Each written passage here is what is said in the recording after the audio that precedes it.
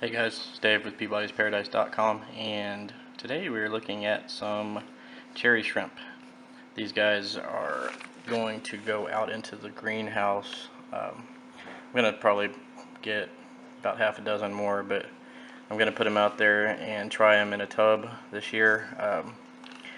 Normally I have issues with mosquitoes in the tubs because there's any kind of fish that eats mosquito larvae will also eat shrimp fry. So, but I've got a different plan this year. I'm going to try these things called mosquito dunks, which you add them to water, and like any kind of water system that's relatively small, and it's supposed to do something to keep the mosquitoes from hatching, the larvae from hatching. So seems to work pretty good. I don't know what its effect will be on the shrimp, so we'll see with that. But yeah, these are just regular cherry shrimp. The females are looking really good. The males are a little bit clearish, but I don't really care that much. They're not any kind of special, so I'm not trying to breed them for red. So that right there is a male, and that one is a female. You can't always tell by the color because some females are pale and some males are pretty red.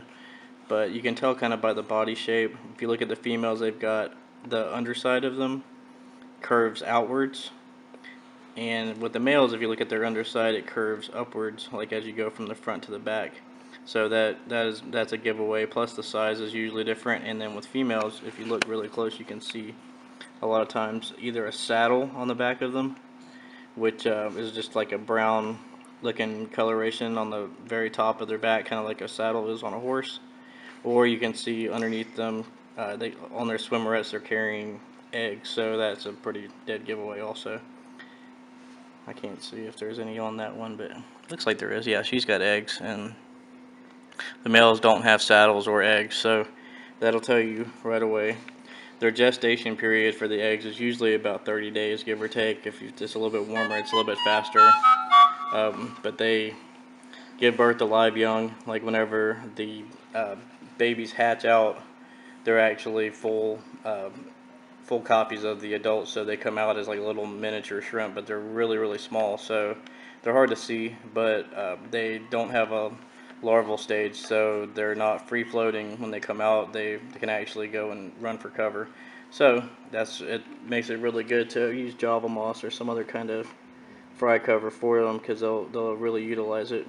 And usually within like a week or so of seeing that a shrimp has lost its eggs, normally you'll see babies like about a week later or so. Or you might see them sooner if you look really closely. But sometimes the females will drop eggs when you transition them from one tank to another, or if you mess around with them too much. But typically cherry shrimp, especially like this kind that isn't any special strain, they're hardy and they breed really easily. So like these guys I've left alone in a tank without any filtration at all other than just plant filtration, and they've been doing great. So I'm going to try them outside with the same kind of setup, just floating plants and maybe some moss for cover, and just let them go and see how they do. Probably check on them maybe once a month, if that. I'm probably not going to feed them either. So so that's them. Yeah, that's red cherry shrimp. They're pretty cool. I mean, a lot of people like them, but they are not compatible with most community setups. You've got to really do your homework if you want to house them with stuff that won't eat them. The uh, the bigger ones, the bigger adults, seem to be okay with a lot of live bears and stuff like that. For the most part, not always, but the fry are definitely going to get eaten by most things. The only things I've really had really good luck with are like Otocinclus and bristlenose plecostomus, and even some Cory cats have done really well. But I do keep some of my shrimp in with some other kind of predatory fish, but there's so much cover and there's so many shrimp that they never really make a big dent in the population.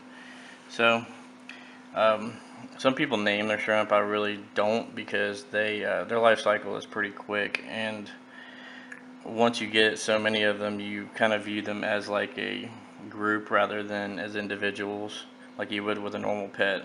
So I really don't suggest naming your shrimp unless you get like a bigger shrimp, like a bamboo shrimp or something like that, that really kind of stands out and you just got one of. But yeah, these guys, not so much. But they're still cool. I like them a lot, and I hope you've learned something. If you guys have any questions about cherry shrimp or any other dwarf shrimp, or anything related to invertebrates or whatever, just ask or let me know. Comments. Let me know how your setup is and what works for you, so we can kind of share information. And that's pretty much it. Have a good one, everybody. Enjoy your week, and goodbye.